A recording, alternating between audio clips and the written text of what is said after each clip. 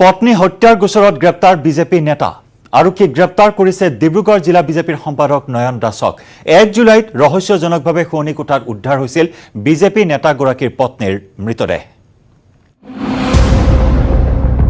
ডিব্ৰুগড়ত গ্ৰেপ্তাৰ হ'ল বিজেপি নেতা ডিব্ৰুগড় জিলা বিজেপিৰ সম্পাদক নয়ন দাসৰ বিৰুদ্ধে হত্যাৰ গোচৰ নিজৰ এই পত্নীক নয়ন দাসে হত্যা কৰাৰ চাঞ্চল্যকৰ অভিযোগ গোচৰ পোৱাৰ পিছতেই আৰক্ষীৰ জালত পৰিল বিজেপি নেতা নয়ন দাস তেওঁৰ যোনজন হাজবেণ্ড নয়ন দাস বুলি তেওঁ এটা মানে ৰোল এটা থাকিব বোলে সুইচাইডটো সেইটো কাৰণে আমি তেওঁক ইমিডিয়েটলি এপ্ৰিহেণ্ড কৰি থানালৈ আনিলোঁ ইণ্টাৰোগেট কৰিলোঁ আৰু আমি বহুত সাক্ষীকো মানে ইণ্টাৰোগেট কৰিছোঁ সাক্ষীৰ পৰা গম পাইছোঁ যে মানে তেওঁলোকৰ মাজৰ ৰিলেশ্যনশ্বিপটো অলপমান ঠিক নাছিলে বহুত দিনৰ পৰা তো সেইটোৱে চাগে মানে ফ'ৰ্চ কৰি মানে এটা ছুইচাইডৰ মুখলৈ ঠেলি দিলে চাগে ভিক্টিমগৰাকী যোৱা 1 জুলাইত বিজেপি নেতাগৰাকীৰ পত্নী তৰা দাসৰ মৃতদেহ ৰহস্যজনকভাৱে উদ্ধাৰ হৈছিল শুৱনি কোঠাত নয়ন দাসৰ পত্নী তৰা দাস আছিল বিধায়ক প্ৰশান্ত ফুকনৰ তুলনীয়া কন্যা কিন্তু 6 বছৰ পূৰ্বে নয়ন দাসৰ সৈতে প্ৰেম বিবাহ হোৱাৰ পিছৰে পৰা বিধায়কৰ সৈতে নাছিল কোনো ধৰণৰ সম্বন্ধ এটি 4 বছৰীয়া কন্যা সন্তানৰ মাতৃ তথা নয়ন দাসৰ পত্নী তৰা দাসৰ মৃতদেহ বাসগৃহত উদ্ধাৰ হোৱাৰ পিছতেই সৃষ্টি হৈছিল ৰহস্যৰ ইয়াৰ পিছতে স্থানীয় মহিলা সমিতিয়ে তৰিছিল গোচৰ মৃতদেহটো পুলিচ গৈ পোৱাৰ আগত তেওঁলোকে ৰছী ফাঁচি লোৱা বুলি কৈছিল মৃতদেহটো ৰছী কাটি তলত নমাই দিছে এইটো অধিকাৰ কাৰো নাই মেজিষ্ট্ৰেট গৈ পোৱাৰ আগতে বা পুলিচ গৈ পোৱাৰ আগতে এই কাম কৰিব তেওঁলোকে নালাগিছিল তাৰ উপৰিও গোটেই সমগ্ৰ দেহত মানে অত্যাচাৰ কৰা চিহ্ন আছিল মুখত তেজ ওলাই আছিল এই আমাৰ প্ৰত্যক্ষদৰ্শী ওচৰ পাজৰ গোটেই মানুহখিনি আছে গতিকে আমি এক প্ৰকাৰ নিশ্চিত যে আচলতে এইটো কেতিয়াও আত্মহত্যা হ'বই নোৱাৰে এইটো হত্যাকাণ্ড হয়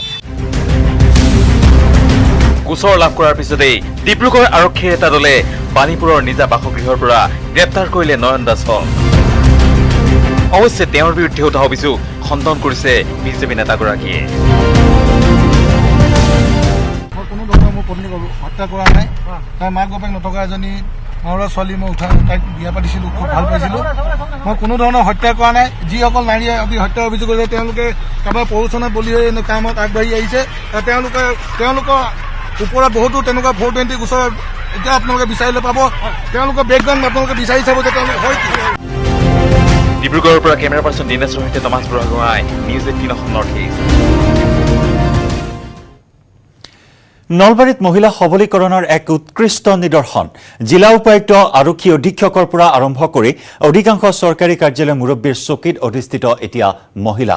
7টা ৰাজচক্ৰৰ 5টাতে এতিয়া মহিলা এচিএছ বিষয়া নলবাৰীত চলিছে এতিয়া মহিলা বিষয়াৰ ৰাজ নলবাৰী জিলা উপায়ুক্ত আৰক্ষী অধীক্ষকৰ পৰা অধিকাংশ চৰকাৰী কাৰ্যালয়ৰ মুৰব্বীৰ চকীত অধিষ্ঠিত মহিলা 7টা ৰাজচক্ৰৰ 5টাতে মহিলা এচিএছ বিষয়া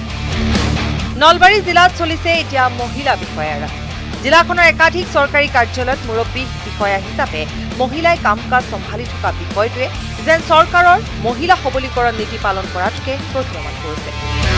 উল্লেখযোগ্য যে জিলা ঘোষণা হোৱাৰ 35 বছৰৰ মূৰত প্ৰথমবাৰৰ বাবে মহিলা উপায়ুক্ত হিচাপে যোগদান কৰিব এচিএছ বিষয়া পূৰবী কোঁৱৰে ৰাজ্য চৰকাৰৰ প্ৰশাসন বিভাগে শেহতীয়াকৈ নলবাৰীত ধুবুৰী জিলা পৰিষদৰ মুখ্য কাৰ্যবাহী বিষয়া পূৰবী কোঁৱৰক উপায়ুক্ত হিচাপে নিযুক্তি দিছে ইফালে জিলা আৰক্ষী প্ৰশাসনৰ মুৰব্বী হিচাপে ইতিমধ্যে কাৰ্যনিৰ্বাহ কৰি আছে মহিলা IPS বিষয়া অমনজিৎ কোঁৱৰে জিলা উপায়ুক্ত আৰক্ষী অধীক্ষকৰ পৰা আৰম্ভ কৰি জিলাখনৰ প্ৰায় কেইটা বিভাগীয় কাৰ্যালয় চলাব মহিলাই লক্ষণীয়ভাৱে জিলাখনৰ 7টা ৰাজচক্ৰ কাৰ্যালয়ৰ ভিতৰত 5টাতে আছে মহিলা ৰাজচক্ৰ বিষয়া সমাজ কল্যাণ বিভাগো চলাইছে মহিলা জিলা সমাজ কল্যাণ বিভাগৰ অন্তৰ্গত 7টা সংসদ শিশু উন্নয়ন প্ৰকল্প বিষয়াৰ দায়িত্বত আছে 4গৰাকীকৈ মহিলা বিষয়া জিলাখনৰ 7টা ৰাজচক্ৰৰ 5টাতে ৰাজচক্ৰ বিষয়াৰ পদত অধিষ্ঠিত হৈ আছে মহিলা এচিএছ বিষয়া 7 মহিলা দণ্ডাধীশে চলাইছে ন্যায়পালিকা জিলাখনৰ ন্যায়পালিকা নিৰ্ভৰ কৰিছে মহিলা দণ্ডাধীশৰ ওপৰত নলবাৰী মহামান্য আদালতত 7গৰাকী মহিলা দণ্ডাধীশে ন্যায় প্ৰদান কৰি আছে উপায়ুক্ত হিচাপে যোগদান কৰিছোঁ খুব ভাল লাগিছে আচলতে বিষয়া হিচাপে তাতে মহিলা বা পুৰুষ বুলি কোনো কথা নাথাকে একেধৰণেই কাম আগবাঢ়ি যাব লাগিব আৰু যদি প্ৰথম মহিলা তেতিয়াহ'লে মই নিজকে গৌৰৱ অনুভৱ কৰিছোঁ নলবাৰীৰ পৰা Tridip Kalita report news 18 Assam north east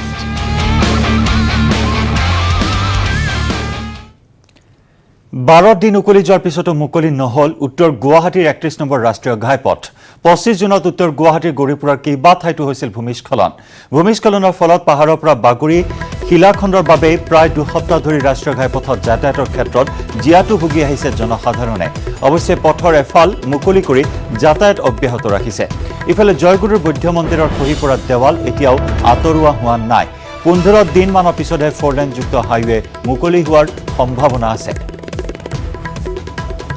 এতিয়া মুকলি হোৱা নাই 31 নম্বৰ ৰাষ্ট্ৰীয় ঘাইপথ উত্তৰ গুৱাহাটীৰ গৰিপুৰত ভূমিস্খলনৰ বাবে আবদ্ধ হৈ পৰিছিল 31 নম্বৰ ৰাষ্ট্ৰীয় ঘাইপথ আজি 12 দিন উকলি যোৱাৰ পিছতো এতিয়াও মুকলি হোৱা নাই ৰাষ্ট্ৰীয় ঘাইপথছোৱা 25 জুনত উত্তৰ গুৱাহাটীৰ গৰিপুৰৰ কেইবা ঠাইতো সংঘটিত হৈছিল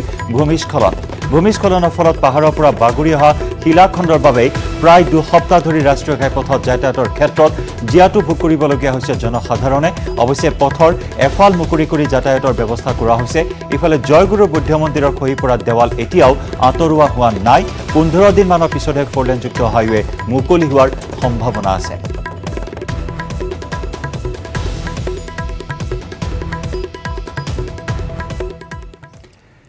গহপুৰত আছুৱে জব্দ কৰিলে গেৰুকামুখ জলবিদ্যুৎ প্ৰকল্পলৈ যন্ত্ৰ কঢ়িওৱা 90 চকীয়া ট্ৰাক যি সময়ত ৰাজ্যত নদী বান্ধৰ বিৰোধিতা কৰি আহিছে দল সংগঠনে তেনে সময়তে গহপুৰত আছুৱে জব্দ কৰিলে নামনি সোৱণশিৰি জলবিদ্যুৎ প্ৰকল্পলৈ বৃহৎ যন্ত্ৰ কঢ়িয়াই নিয়া 90 চকীয়া এখন ট্ৰাক লকডাউনৰ সুযোগ গ্ৰহণ কৰি NHPC লৈ কঢ়িয়াই নিছিল বৃহৎ যন্ত্ৰ খবৰ পোৱাৰ মাত্ৰকে গহপুৰত আছুৰ প্ৰতিনিধিসকলে ট্ৰাকখন জব্দ কৰি বৰিগাঁও তিনিআলিৰ 15 নম্বৰ ৰাষ্ট্ৰীয় ঘাইপথত NHPCৰ বিৰুদ্ধে তীব্ৰ আন্দোলন গঢ়ি তোলে NHPC গো বেক মোদী চৰকাৰ হাই সৰ্বানন্দ সোণোৱাল মুৰ্দাবাদ আদি ধ্বনিৰে পৰিৱেশ উত্তাল কৰি তোলাৰ লগতে যন্ত্ৰাংশ কঢ়িওৱা ট্ৰাকখন আছুৱে লখিমপুৰ ধেমাজি অভিমুখী আছিল যদিও নগাঁও অভিমুখে উভতাই পঠায় যন্ত্ৰাংশ নিবলৈ ব্যৱস্থা কৰিছে ইতিমধ্যে আমি দেখিবলৈ পাইছো যে NHPCত গাৰ্ডৱাল খহি গৈছে গাৰ্ডৱাল খহি তাত ভয়াৱহ পৰিস্থিতিৰ সৃষ্টি হৈছে তাৰ পিছতো কিন্তু চৰকাৰে অসমৰ জনজীৱনৰ প্ৰতি কোনো ধৰণৰ লক্ষ্য নাৰাখি অসমৰ মানুহৰ সম্পত্তিৰ প্ৰতি জীৱনৰ প্ৰতি কোনো সংশয়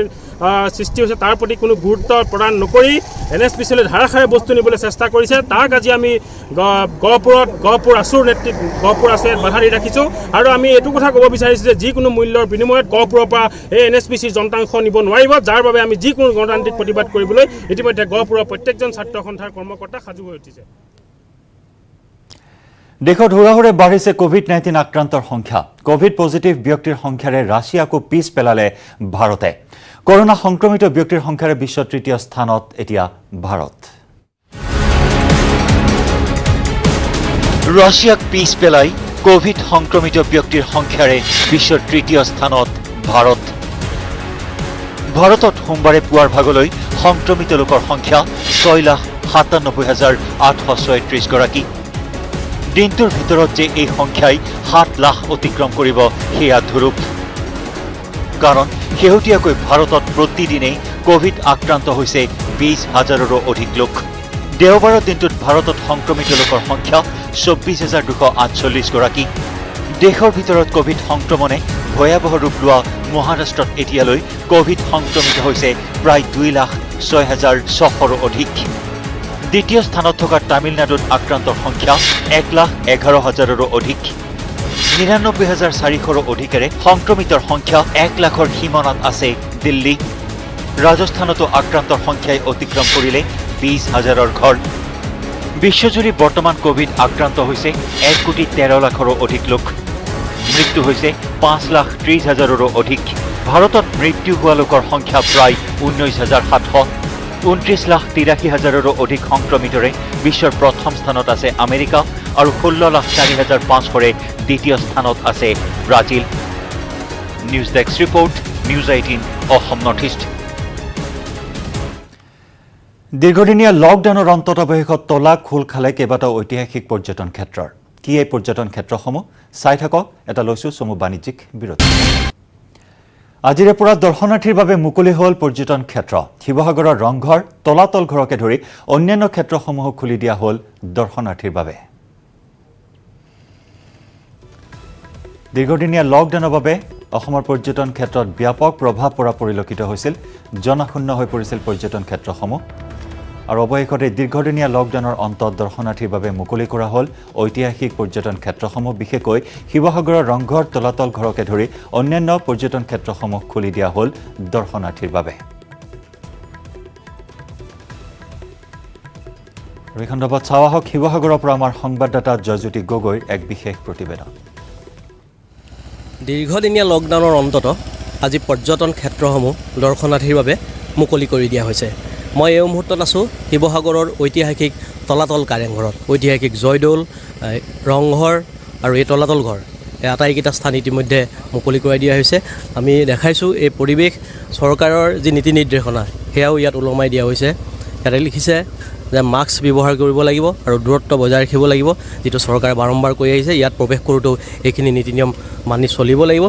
আমি কথা পাতিবলৈ চেষ্টা কৰিম আৰু কি ধৰণৰ চৰকাৰী নীতি নিৰ্দেশনা আছে বা কি ধৰণে পৰ্যটকসকল ইয়াত প্ৰৱেশ কৰিব পাৰিবি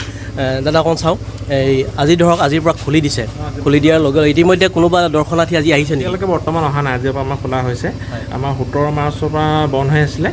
আজি আমাৰ অৰ্ডাৰ আহিছে আজিৰ পৰা খুলিবলৈ অৰ্ডাৰ হৈছে কিন্তু কথাটো হ'ল আগত আমাৰ এনেকৈ কাউণ্টাৰৰ পৰা আমি টিকেটৰ চিষ্টেমত টিকেট দিওঁ এতিয়া সম্পূৰ্ণ চিষ্টেমটো বদলি কৰা হৈছে কেনেধৰণৰ চিষ্টেম হ'ব এতিয়া মানে অনলাইন যোগে গোটেই বস্তুটো পে'মেণ্ট কৰিব লাগিব যোন ভিজিটৰ আহিব এয়াৰ ASI পেইউ মানি বুলি এটা মানে গুগলত চাৰ্চ কৰি তাত গৈ পইচাটো পে'মেণ্ট কৰি ইয়াত ভিজিট কৰিব পাৰিব বা আমি ইয়াত এনেকৈ স্কেনাৰ বৰ্ড লগাইছোঁ বাহিৰত এই স্কেনাৰ বৰ্ডৰ যোগেদি স্কেন কৰিহে ইয়াত সোমাব পাৰিব আৰু সম্পূৰ্ণ ডিষ্টেঞ্চ মেইনটেইন কৰি ইয়াত সোমাব লাগিব মাস্ক পৰিধান কৰাটো বাধ্যতামূলক আৰু আমি এবাৰত 20 জনকৈ ব্যক্তি ইয়াত সোমাবলৈ দিম আৰু 20 জন ওলোৱাৰ পিছত আমি নেক্সট 20 জন ব্যক্তিক সোমাবলৈ দিম আৰু আমি গেটতে থাৰ্মেল স্ক্ৰিনৰ ব্যৱস্থাও কৰিম নিৰাপত্তা ব্যৱস্থাও কৰা হৈছে নিশ্চিতভাৱে চৰকাৰী যি নীতি নিৰ্দেশনা এইখিনি নীতি নিৰ্দেশনা পালন কৰাৰ পিছতহে ইয়াত পৰ্যটক প্ৰৱেশ কৰিব পাৰিব স্কেনাৰ বৰ্ড আহি থোৱা আছে স্কেন কৰি প্ৰৱেশ কৰাৰ সুবিধা দিব আৰু নিৰ্দিষ্ট দূৰত্বত মানুহ ৰ'ব লাগিব 2 গজ দূৰত্বত ৰ'বৰ কাৰণে তেওঁলোকে ব্যৱস্থা কৰি ৰাখিছে আৰু এই ধৰণে আজিৰ পৰা পৰ্যটন ক্ষেত্ৰসমূহ চৰকাৰে মুকলি কৰি দিছে পৰ্যটকসকলক অহা যোৱা কৰাৰ সুবিধা প্ৰদান কৰিছে কিন্তু মনত ৰাখিব লাগিব যে চৰকাৰী যি নীতি নিৰ্দেশনা সামাজিক দূৰত্ব বৰ্তাই ৰাখিব লাগিব আৰু মাস্ক পৰিধান কৰাটো বাধ্যতামূলক আৰু এই চৰকাৰী সকলো নীতি নিয়ম মানি চলিলেহে এই ধৰণৰ পৰ্যটন ক্ষেত্ৰবিলাকত পৰ্যটকসকল বা দৰ্শনাৰ্থীসকলে প্ৰৱেশ কৰিব পাৰিব মহানগৰীত পুনৰ কৃষি বিপণন পৰিষদ আৰু জিলা প্ৰশাসনৰ নিৰ্দেশনাক বুঢ়া আঙুলি অসাধু ব্যৱসায়ৰ মহানগৰীত নিৰ্ধাৰিত মূল্যতকৈ অধিক মূল্যত বিক্ৰী হ'ল শাক পাচলি বজাৰত প্ৰতি কেজিত 60 টকাৰ তলত এতিয়া পাবলৈ নাই এবিধো পাচলি গুৱাহাটীত সফল যোগান বিভাগৰ নিৰ্দেশনা পুনৰ মহানগৰীত অধিক দামত বিক্ৰী হ'ল পাচলি 60 টকাৰ তলত বজাৰত নাই এবিধ পাচলি পুনৰ এবাৰ ব্যৰ্থ প্ৰমাণিত হ'ল মন্ত্ৰী ফণীভূষণ চৌধুৰীৰ যোগান বিভাগে নিৰ্ধাৰণ কৰাতকৈ দুগুণ দামত জনসাধাৰণে ক্ৰয় কৰিবলগীয়া হ'ল পাচলি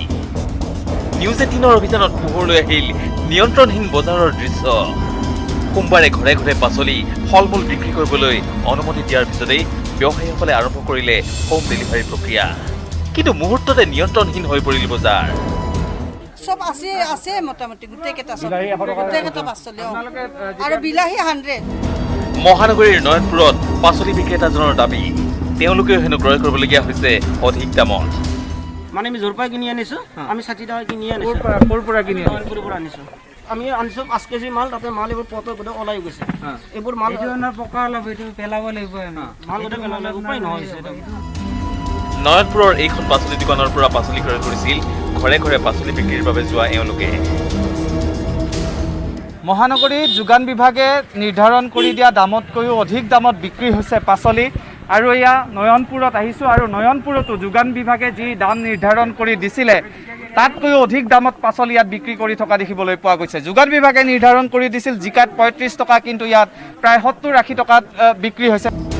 গ্ৰাহকসকলৰ এই অভিযোগৰ পিছত পাচলি ব্যৱসায়ীৰ উত্তৰ মুঠেই নহয় সন্তোষজনক আপোনালোকে সামগ্ৰী ইয়াত বিক্ৰী কৰি আছে অধিক দামত কিয় বিক্ৰী কৰি আছে চাওক দামটো বেছ এই চব্জি চাওক বেয়াবিলাক ক'ত যাব নহয় এটা বিভাগ আছে যিটো বিভাগে আপোনালোকক নিৰ্দেশনা দিছে যে সাধাৰণ মানুহৰ পৰা পইচা বেছিকে ল'ব নোৱাৰিব কিয় তাৰ পিছত কিয় লৈছে পাইকাৰী বজাৰ যিটো আছে পাৰমিশনো নাই কিয় লৈ আছে নাই যিটো পাইকাৰী বজাৰ আছে সেইটোৰ দাম বেছি আমি কেনেকৈ কম কওক লাইসেন্স আছে নাই লাইচেন্স নাই নাই কোনো কেপে নাই বিভাগীয় নিৰ্দেশনাৰ প্ৰতি চৰকাৰে যদি আগৰ লকডাউনৰ দৰে আমাক যোগান ধৰিছিল সেনেকুৱাকৈ আমাক যদি যোগান ধৰে আমি অলপ সকাহ পাম কিন্তু এনেকুৱাকৈ দিছে চৰকাৰে চাব অহা নাই চৰকাৰে মুখেদিহে কয় এইটো আমাক যোগান ধৰা চৰকাৰৰ গাফিলতি বুলি ক'ব লাগিব চৰকাৰে নিয়ন্ত্ৰণ কৰিব পৰা নাই বজাৰখিনি লকডাউন কৰিবৰ কাৰণে যদি তেওঁলোকৰ নিয়ন্ত্ৰণ আছে তে মূল্য বৃদ্ধিটো সেইটো নিয়ন্ত্ৰণ ৰাখিব লাগিছিল তেওঁলোকে লকডাউনৰ পূৰ্বেও গুৱাহাটীত হৈছিল অস্বাভাৱিক মূল্য বৃদ্ধি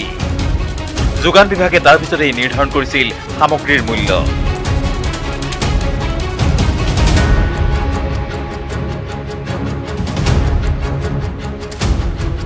কিন্তু সোমবাৰে গুৱাহাটীত ফ্লপছত পৰিণত হ'ল যোগান বিভাগৰ এই নিৰ্দেশনা কেমেৰা পাৰ্চন বিপ্লৱ পালৰ সহযোগত Gunjan Kalita news 18 Assam north east মহানগৰী পাণ্ডুত ঘৰে ঘৰে হ'ব কোভিড পৰীক্ষা কাইলৈৰ পৰা 2 নম্বৰ ৱাৰ্ডৰ ঘৰে ঘৰে হ'ব পৰীক্ষা দুদিনত 3000 কোভিড পৰীক্ষাৰ লক্ষ্য স্বাস্থ্য বিভাগৰ অঞ্চলটোত ব্যাপক হাৰত বৃদ্ধি পাইছে কৰোনা আক্ৰান্ত টুইযোগে এই কথা জনালে মন্ত্ৰী ডক্টৰ হিমন্ত বিশ্ব শৰ্মাই গুৱাহাটী মহানগৰীত ভয়ংকৰ ৰূপত বৃদ্ধি পাইছে গণসংক্ৰমণ বিশেষকৈ মহানগৰী পাণ্ডু অঞ্চলত কোভিড-19ত আক্ৰান্ত হোৱাৰ সংখ্যা ক্ৰমাৎ বৃদ্ধি পাইছে আৰু এই দিশটোৰ প্ৰতি লক্ষ্য ৰাখিয়ে কোভিড-19ৰ গণসংক্ৰমণৰ ভয়াৱহতাৰ প্ৰতি লক্ষ্য ৰাখি কাইলৈৰ পৰা মহানগৰী পাণ্ডুৰ 2 নম্বৰ ৱাৰ্ডৰ ঘৰে ঘৰে সম্পন্ন কৰা হ'ব কোভিড পৰীক্ষা দুদিনৰ ভিতৰত 3000 কোভিড পৰীক্ষাৰ লক্ষ্য নিৰ্ধাৰণ স্বাস্থ্য বিভাগৰ অঞ্চলটোত ব্যাপক হাৰত বৃদ্ধি পাইছে কৰোনা আক্ৰান্ত আৰু টুইযোগে এই বিষয়ে জনালে স্বাস্থ্য মন্ত্ৰী ডক্টৰ হিমন্ত বিশ্ব শৰ্মাই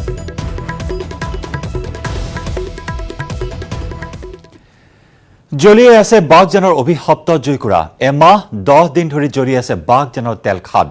উল্লেখযোগ্য যে বিদেশৰ পৰা অহা 3জনীয়া বিশেষজ্ঞ দলৰ অহাৰ পিছতে 7 জুলাইত জুই নিৰ্বাপন হ'ব বুলি উল্লেখ কৰিছিল অইল কৰ্তৃপক্ষই কিন্তু প্ৰতিকূল বতৰৰ বাবে কিছু অসুবিধাৰ সন্মুখীন হোৱাৰ বাবে 7 জুলাইৰ পৰিৱৰ্তে 11 জুলাইৰ ভিতৰতহে জুই নিৰ্বাপন হ'ব বুলি জনাইছে অইল কৰ্তৃপক্ষই ইফালে জুই নিৰ্বাপনৰ সময়ত হ'ব পৰা যিকোনো পৰিস্থিতিৰ সৈতে মোকাবিলা কৰিবলৈ অইলক সহযোগ কৰিছে ভাৰতীয় সেনাৰ লগতে বায়ু সেনাৰ এটা দলে 7 জুলাই অৰ্থাৎ কাইলৈৰ ভিতৰত জুই নিৰ্বাপিত হ'ব বুলি ইতিমধ্যে আশ্বাস প্ৰদান কৰা হৈছিল বিদেশৰ পৰা অহা 3 গৰাকী বিশেষজ্ঞৰ সহায়ত সকলো প্ৰচেষ্টা হাতত লোৱা হৈছে জুই নিৰ্বাপনৰ বাবে কিন্তু 7 জুলাই নহয় 7 জুলাইৰ পৰিৱৰ্তে 11 জুলাইৰ ভিতৰতহে এই জুই নিৰ্বাপিত হ'ব বুলি অইল ইণ্ডিয়া কৰ্তৃপক্ষই সদৰি কৰিছে কিয়নো প্ৰতিকূল বতৰৰ বাবে কিছু জটিলতাৰ সৃষ্টি হৈছে জুই নিৰ্বাপনৰ ক্ষেত্ৰত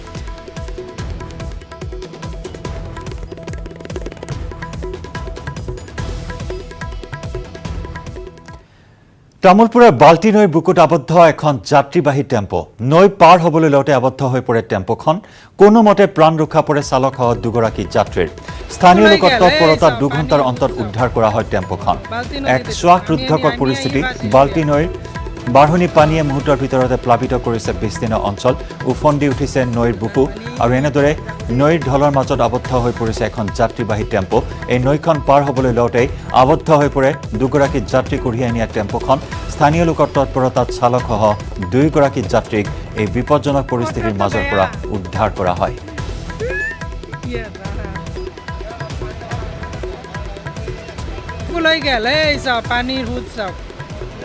বহুত বছৰৰ পৰা আমি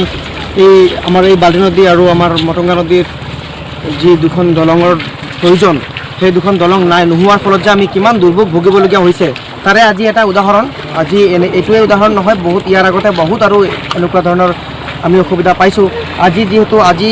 মানে 2জন মানুহৰ নিশ্চিত মৰণ আছিল নিশ্চিত মৰণৰ পৰা তেওঁলোক বাচি আহিছে আমাৰ ৰাইজৰ সহযোগিতাৰ ফলত আজি ৰাইজ নাথাকিলে আজি ইয়াতে 2জন মানুহৰ মৃত্যুয়ে হ'লহেঁতেন গতিকে মই চৰকাৰক অনুৰোধ জনাইছোঁ বা আমাৰ ইয়াৰে যি বিভাগীয় ব্যক্তিসকল আছে মই তেওঁলোকক মই কৰজোৰে অনুৰোধ জনাইছোঁ যাতে অনতিপলমে তেওঁলোকে কিবা এটা বিহিত ব্যৱস্থা কৰে আমি ইফালে আমাৰ বিভিন্ন ধৰণৰ স্কুল কলেজ বহুত ধৰণৰ হেৰিবিলাক উঠাই লৈ গৈছে পানীয়ে বহুত অসুবিধা কৰিছে ক্ষতি কৰিছে তো মই ভাবোঁ চৰকাৰে আমাৰ ফালেও অলপ চকু দিব লাগে চাৰিফালে কৰোনা আতংক আৰু তাৰ মাজতে কৃষিকৰ্মত ব্যস্ত এগৰাকী জনপ্ৰতিনিধি ট্ৰেক্টৰ চলাই কোৰ মাৰি বিঘা বিঘা মাটিত কঠীয়া সিঁচাত ব্যস্ত এইগৰাকী জনপ্ৰতিনিধি এই ৰিপৰ্ট আপোনালোকলৈ আগবঢ়াই আজিৰ চিটি 18ৰ পৰা বিদায় লৈছোঁ নমস্কাৰ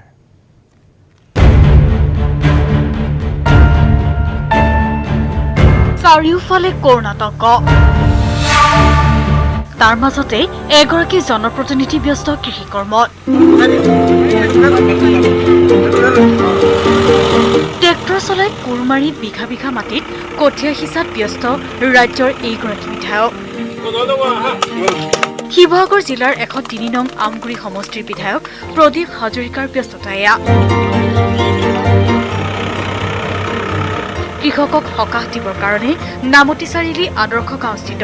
বৰুৱা পুখুৰী হাইস্কুল খেলপথাৰত 10 বিঘা মাটিত বিধায়ক হাজৰিকাই নিজে চলাইছে ট্ৰেক্টৰ সিঁচিছে কঠীয়াৰ বীজ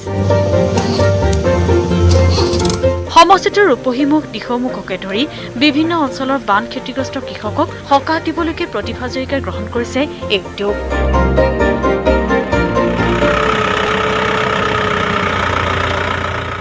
আমি মানে ৰাজহুৱাকৈ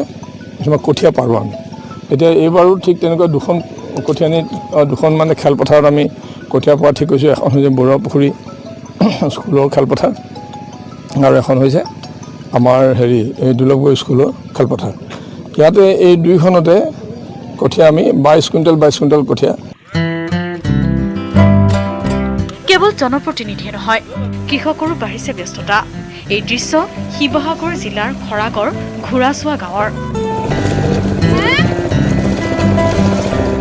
পথাৰত ন ভূঁইৰ ব্যস্ততা হালোৱাই সহায় ময়াই দিয়া বোকা পথাৰত ব্যস্ততা এজাক ৰোৱনীৰ মুকলি পথাৰখন সেউজীয়া কৰাত ব্যস্ত এইসকল আমাৰ এইখিনি নভূঁইপাতো আমি বংশ পৰিয়াল ওচৰ চুবুৰীয়া গোটেইখিনিয়ে মিলা প্ৰীতিয়ে আমি ৰোৱনী 10-12জনী ওপৰত হয় আৰু আমি বোকা চোকা খেলি ৰুইও ভাল লাগে আৰু কামো কৰি সোনকালে হয়